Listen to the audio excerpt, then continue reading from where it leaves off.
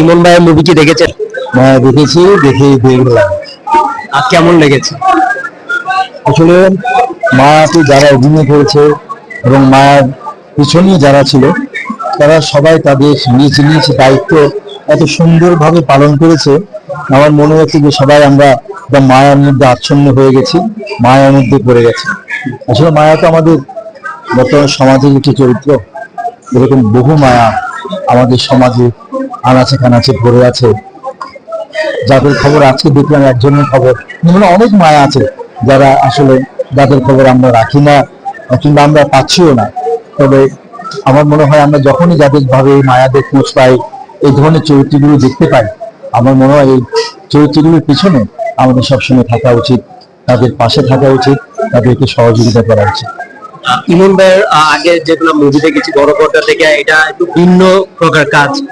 প্রথম ভিন্ন প্রকার কাজ রায়ান রাফি ভাইয়ের কাজ একটা রায়হান রাফি তো সবসময় একটা পরিবর্তনের মধ্যে দিয়ে যায়। তার এক ছবির গল্পের সাথে আর একটা ছবির মিল থাকে না। তার গল্পগুলি হচ্ছে একেবারে আমাদের সমাজের থেকেই উঠে আসে কিছু গল্প, যে গল্পগুলিকে সে আমাদের দর্শকদের সামনে নতুন ভাবে উপস্থাপন করে। তেমনি একটি গল্প এই মায়া।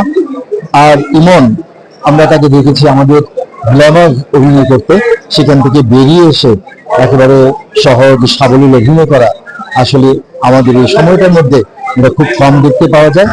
যা আজকে মায়া ছবির মাধ্যমে দেখতে পারলাম ইমনকে যে কতটা স্বাভাবিক হলো। অবশ্য আমি এটাতে পরিচালকের অনেক মনসিয়ানা বলবো যে সে স্বাভাবিক তার পরিচালনা দিয়ে স্বাভাবিক অভিনয়টাই ইমনের মধ্যে থেকে বের করে নিয়ে এসেছে।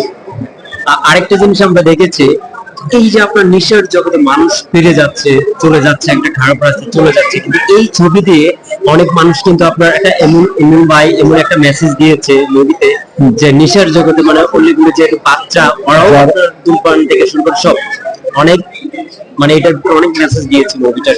অবশ্যই মেসেজ আছে, সেটা হচ্ছে যে যারা নেশাগ্রস্ত হয় সেই নেশাটা ছাড়াতে অনেক কষ্ট হয়।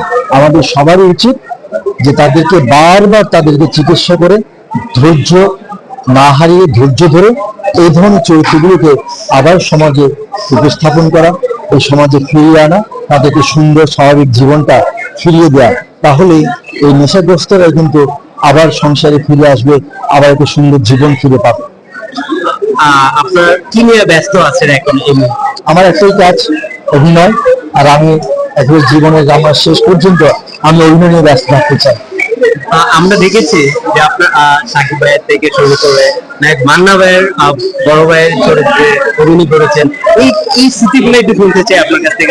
অনেক ইতিহাস, ইতিহাসের জন্য এটা আরো দিন বলবো না সেই ইতিহাস। এখন মায়ের মধ্যে থাকি, মায়ের মধ্যে থাকি, মায়া দিয়ে যখন আমাদেরকে আচ্ছন্ন করেছে, মায়া দিয়ে আমাদের জন্য আচ্ছন্ন করেছে, তাই চাইবো মায়া যখন আমাদের পর্দায় আসবে নির্মিত হবে, তখন সবাই মায়ার প্রেমে পড়ে।